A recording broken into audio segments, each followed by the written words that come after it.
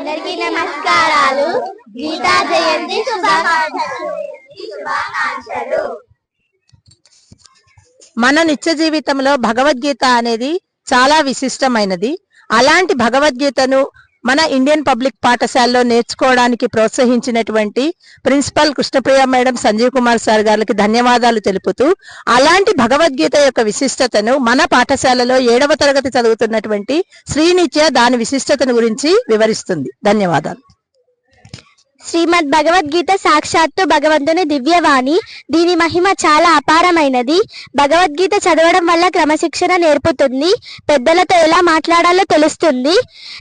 అందుకే తల్లిదండ్రులు, ఉపాధ్యాయులు నన్ను ప్రోత్సహిస్తారు. అన్ని ప్రశ్నలకు సమాధానం భగవద్గీతలోనే దొరుకుతుంది. భగవద్గీత గురించి మాటల్లో తెలియజేయడం అసాధ్యం. ధన్యవాదాలు.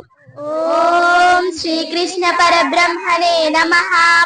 श्रीमद्भगवद्गीता अथ षष्ठोऽध्यायः आत्मसंयमयोगः।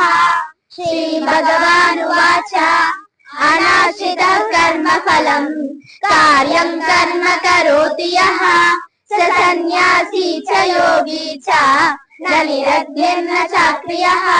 यं सन्न्यासमिति प्राहुः योगं तं विद्धि पाण्डव।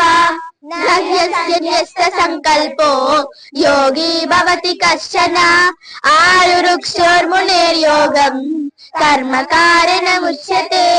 योगारूढस्य तस्यैव शमकारणमुच्यते। यदा हिनेन्द्रियार्थेषु न कर्मस्वनुसज्जते सर्वसंकल्प सन्न्यासी योगारूढस्य दोच्यते. ధన్యవాదాలు.